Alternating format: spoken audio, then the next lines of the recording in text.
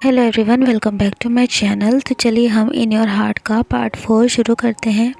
और गाइस, मैं आप लोगों से एक बात कहना चाहती हूँ। आई नो कि बहुत सारे लोगों को ये एफएफ पसंद नहीं आ रहा है, बट प्लीज़ आप लोग इसको देखने का ट्राई करो। आई होप कि आपको पसंद आएगा।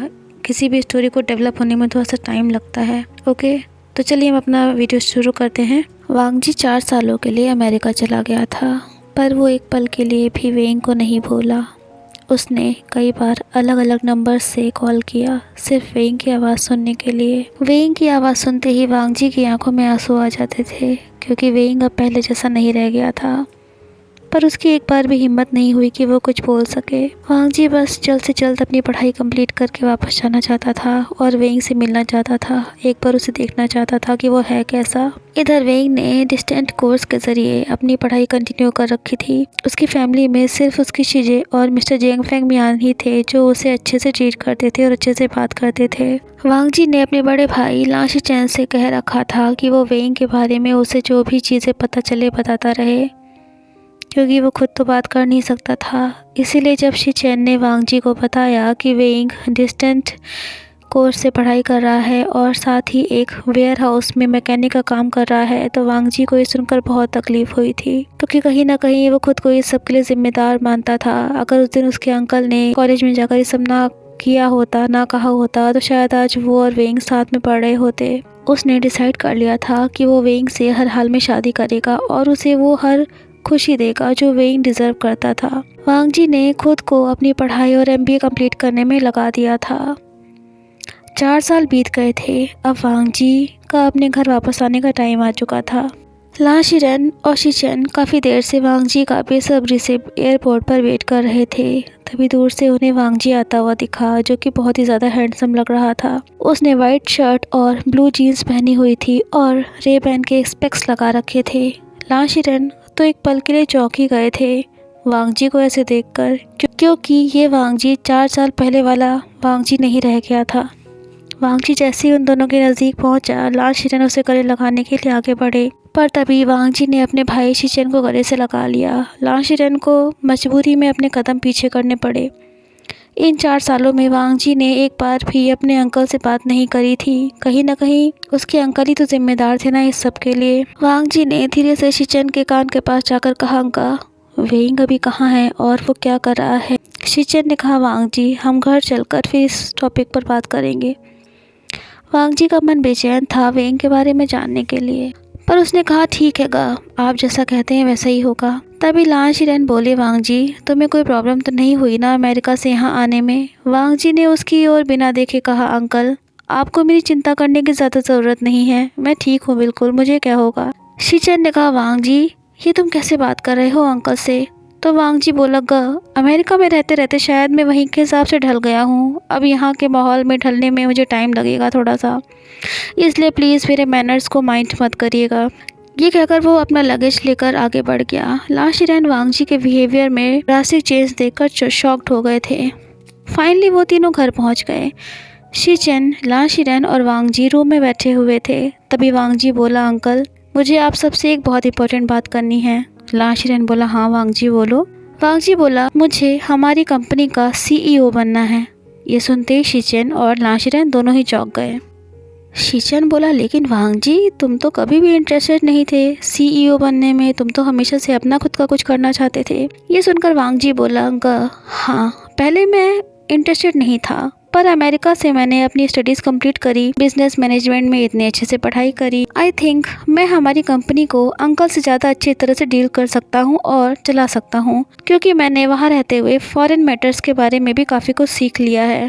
तभी लां शीरेन बोले, वांगजी मैं बहुत खुश हूँ जो तुमने ये डिसीजन लिया। वैसे भी अब मेरी एज हो रही है, अब मुझसे इतना ज़्यादा काम नहीं हैंडल होता। वांगजी ने लां शीरेन की ओर देखा और कहा, अंकल लाइफ में शायद आज पहली बार किसी बात पर आपने मुझे सपोर्ट किया है, थैंक यू। फिर उसने अपने भाई की ओर देखा और कहा, अभी मैं थोड़ा सा रेस्ट करने जा रहा हूँ, हम उसके बाद में बात करेंगे। ये कहकर वांगजी अपने रूम में चला गया। इधर जब वांगजी अपने रूम में पहुँचा तो उसने अपने रूम का दरवाज़ा अंदर से लॉक कर लिया और वो बेड पर जाकर लेट गया। वांगजी ने अपनी आंखें बंद कर रखी थी, तभी उसकी आंखों से आंसू बहने लगे। उसे बीते हुए सारे पल वेंग और उसके बीच की याद आने लगे। वो यही सोच रहा था कि काश उस दिन वो सब ना हुआ होता तो शायद आज वो और वेंग साथ में होते। तभी वांग जी ने अपनी आंखें खोली और फ़ोन निकाला। फ़ोन की प्राइवेट सेफ में उसने अभी भी अपनी और वेंग की कुछ फ़ोटोज़ संभाल कर रखी हुई थी। उन्हें देखते ही वांग जी को पुरानी यादें ताज़ा हो गईं। वांग जी ने वेंग की फ़ोटो को टच करते हुए कहा, वेंग, I miss you so much. और भले ही तुम मुझसे नफ़रत करते हो, पर मेरे दिल में तुम्हारे लिए प्यार एक पल के लिए भी कभी ख़त्म नहीं हुआ, बल्कि और ज़्यादा बढ़ गया है।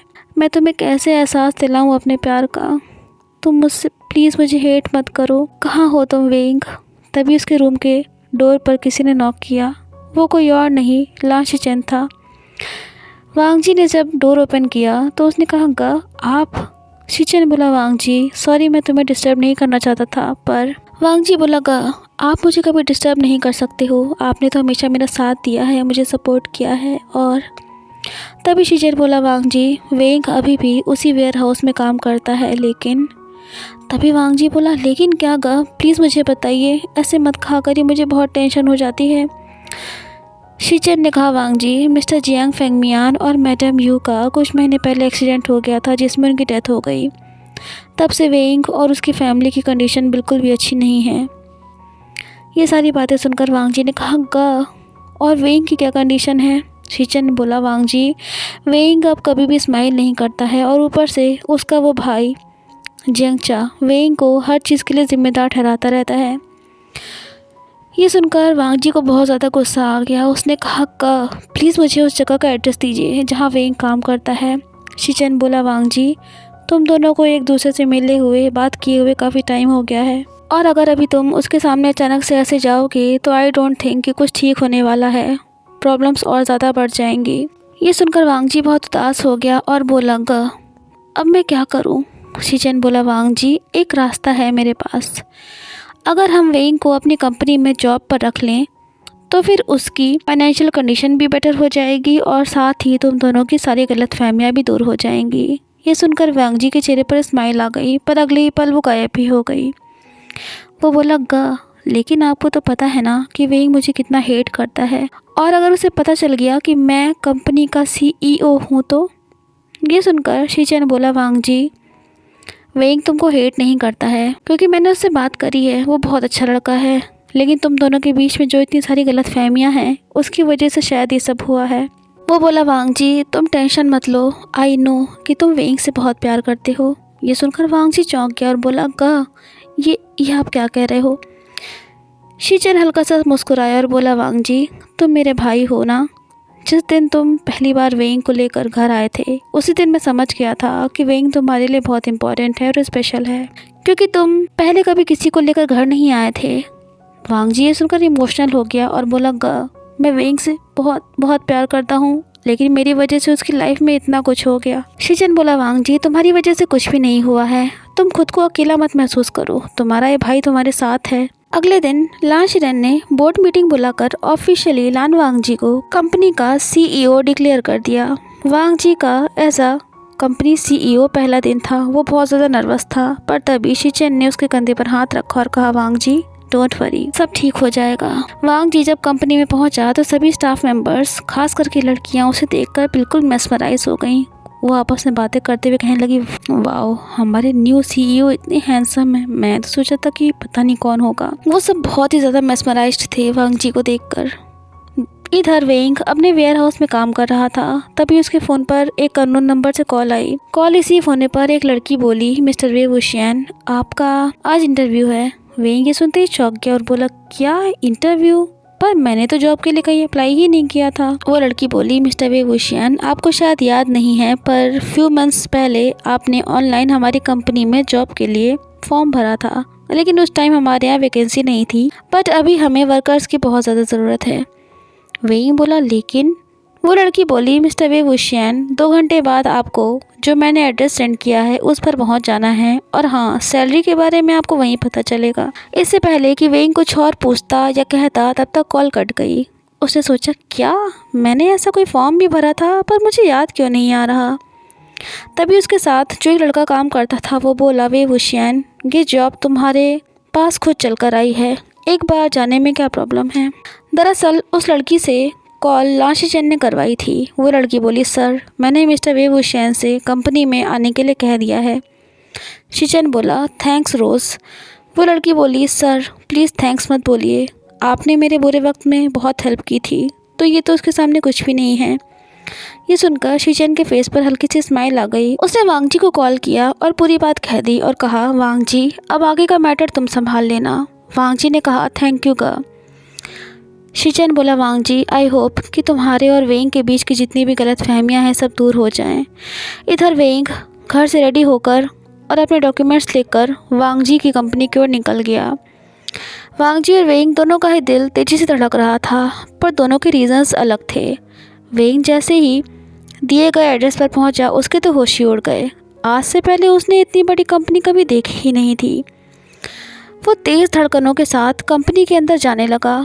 तभी एक पर्सन आया और बोला, आप मिस्टर वे वुशियान हैं? वेंग ने कहा, हाँ, लेकिन आप कौन हैं? उस पर्सन ने कहा, हमारी कंपनी के CEO आपसे मिलना चाहते हैं। वेंग ने कहा, CEO? उस पर्सन ने कहा कि हाँ, आपको यहाँ इंटरव्यू के लिए उन्होंने ही तो बुलाया है। अचानक से इतना सब कुछ हो रहा था कि वेंग को कुछ भी समझ में नहीं आया। उसने उस पर्सन से कहा, क्या आप मुझे प्लीज़ बता सकते हैं कि मुझे किस रूम में जाना है? उस पर्सन ने वेंग से कहा, आप मेरे साथ चलिए। ये सुनकर वेंग उस पर्सन के पीछे पीछे चलने लगा। वेंग बहुत ज़्यादा नर्वस फील कर रहा था। उसने धीरे से उस पर्सन से कहा कि आप कब से इस कंपनी में काम कर रहे हैं और आपके बॉस कैसे हैं? तभी वो पर्सन अचानक से रुक गया, जिसकी वजह से वेंग डर गया। उस पर्सन ने वेंग से कहा, बॉस का रूम आ गया है, आप अंदर जा सकते हैं। ये कहकर वो पर्सन वहाँ से चला गया। वेंग ने अपने दिल पर हाथ रखा और एक गहरी सांस लेकर डोर पर नॉक किया। उसने कहा, मे आई कम इन सर? वेंग की आवाज़ सुनते ही वांग जी का दिल तेज़ी से धड़कने लगा। उसने अपना फेस दूसरी साइड कर लिया और कहा, यस कम इन। ये सुनते ही वेंग ने डोर ओपन किया। पूरे रूम में शांति थी। वांग जी ने कहा, प्लीज़ सिट डाउन। वेंग सोचता है, ये दूसरी तरफ मुँह करके क्यों बैठे हुए हैं, पर वो बिना कुछ कहे चेयर पर बैठ गया। वांग जी को समझ में नहीं आ रहा था कि वो वेंग से क्या कहे, कहाँ से बात शुरू करे। तभी वेंग ने कहा, सर मुझे यहाँ इंटरव्यू के लिए बुलाया गया था। तब ये अचानक से वांग जी वेंग की ओर घूम गया। वेंग जो कि अपने डॉक्यूमेंट्स टेबल पर रख रहा था, वांग जी को अपने सामने देखते ही बिल्कुल फ्रीज हो गया। वांग जी अपनी जगह से उठकर वेंग के पास गया और उसने वेंग का हाथ पकड़ लिया। वेंग की बॉडी में तो मानो करंट जैसा लग गया हो। तभी वांग जी ने धीरे से वेंग के कान के पास जाकर कहा, वेलकम बैक वेंग। ये सुनते ही वेंग अपनी जगह से हड़बड़ा कर उठ गया। उसने कहा, वांग जी तुम इस कंपनी के CEO हो? अगर मुझे पता होता तो। तभी वांग जी ने वेंग को दीवार के सहारे पुश कर दिया और उसके नज़दीक जाकर कहा, तो अब तुम क्या करोगे? वांग जी को अपने इतना नज़दीक पाकर वेंग के दिल की धड़कनें बहुत तेज़ हो गई थी। वेंग ने कहा, वांग जी दूर हटो मुझसे, मुझे नहीं चाहिए ये जॉब। वांग जी ने वेंग को टाइटली दीवार के सहारे पिन कर दिया था। उसने कहा, वेंग आई नो कि तुम्हें इस जॉब की बहुत ज़्यादा ज़रूरत है, क्योंकि तुम्हारी फैमिली की कंडीशन बिल्कुल भी अच्छी नहीं है। वांग जी मन ही मन कहता है, सॉरी वेंग, आई नो कि तुम मुझे हेट करते हो और इसके बाद तो और ज़्यादा हेट करोगे, लेकिन मेरे पास तुम्हें रोकने का और कोई रास्ता नहीं है। तभी वेंग ने वांग जी को पीछे की ओर धक्का दिया और कहा, मैं तुम्हारी बातों में आने वाला नहीं हूँ। ऑलरेडी तुम मेरी लाइफ पहले ही ख़राब कर चुके हो, अब और नहीं। वांग जी जानता था कि अगर वो वेंग से अभी कुछ कहने की कोशिश करेगा तो वेंग उसकी एक भी नहीं सुनेगा। उसने कहा, वेंग 4 साल पहले तुमको तो याद ही होगा कि तुम्हारे साथ क्या हुआ था। मेरे अंकल ने उस बात को वहीं पर ख़त्म कर दिया था। अगर तुमने ये जॉब ऑफ़र एक्सेप्ट नहीं करी तो तुम्हारी चीज़ें और। तभी वेंग ने वांग जी के गाल पर एक थप्पड़ मार दिया और कहा, क्या तुम मुझे ब्लैकमेल कर रहे हो? वांग जी ने अपने गाल को सहलाते हुए कहा, यही समझ लो वे वुशियान, और मुझे खुशी है, कम से कम तुमने अपना गुस्सा तो निकाला मुझ पर। वेंग ने कहा, वांग जी तुम ऐसे हो जाओगे मैंने कभी नहीं सोचा था। तुम इतना बदल गए कि आज तुम मुझे। वांग जी का दिल जानता था कि ये कहने में उसे कितनी तकलीफ़ हुई थी। उसने हल्का सा स्माइल किया और कहा, वे वुशियान तुम ये जॉब एक्सेप्ट कर लो तो मैं तुम्हारा ये थप्पड़ भी भूल जाऊंगा और तुम्हारी फैमिली भी सेफ रहेगी। वेंग की आंखों में आंसू आ गए और उसने अपना चेहरा अपने हाथों से छुपाते हुए कहा, लान वांग जी तुम क्यों ऐसे हो गए हो? तुम क्यों कर रहे हो मेरे साथ ये सब? मैं फाइनली अपनी पुरानी ज़िंदगी भूलकर नई ज़िंदगी जीने लगा था, फिर से तुम मेरी ज़िंदगी में दोबारा से आ गए। आखिरकार तुम्हारी प्रॉब्लम क्या है मुझसे? तभी वांगजी ने वेइंग का हाथ खींचा और उसे कसकर अपने गले से लगा लिया। वेइंग रोता जा रहा था। वांगजी की आंखें भी भीग गईं, पर उसने अपने आंसू नहीं बहने दिए। उसने मन में कहा, सॉरी वै वुशियान, आई नो कि आज मैंने तुम्हें बहुत हर्ट किया है, पर मेरे पास तुम्हें रोकने का कोई और रास्ता नहीं था। मुझे पता है कि तुम अपनी फैमिली से बहुत ज़्यादा प्यार करते हो। सॉरी वै वुशियान, एक दिन मैं तुम्हें अपनी फीलिंग्स और प्यार का एहसास ज़रूर कराऊंगा। तुम मेरे साथ मेरे पास रहो। मैं तुम्हें दुनिया की हर खुशी देना चाहता हूँ और मैं हमारे बीच की ये सारी गलतफहमियां भी ज़रूर दूर कर दूंगा। न जाने कितनी ही देर तक वांगजी और वेइंग एक दूसरे के गले से लगे रहे। कहते हैं ना, प्यार की शुरुआत अक्सर लड़ाई से ही होती है। सो फ्रेंड्स, कैसा लगा आपको आज का पार्ट? कमेंट करके ज़रूर बताना। वीडियो पसंद आई हो तो लाइक और शेयर करना और चैनल को सब्सक्राइब कर लेना। मिलते हैं न्यू वीडियो के साथ। Till then take care and bye bye.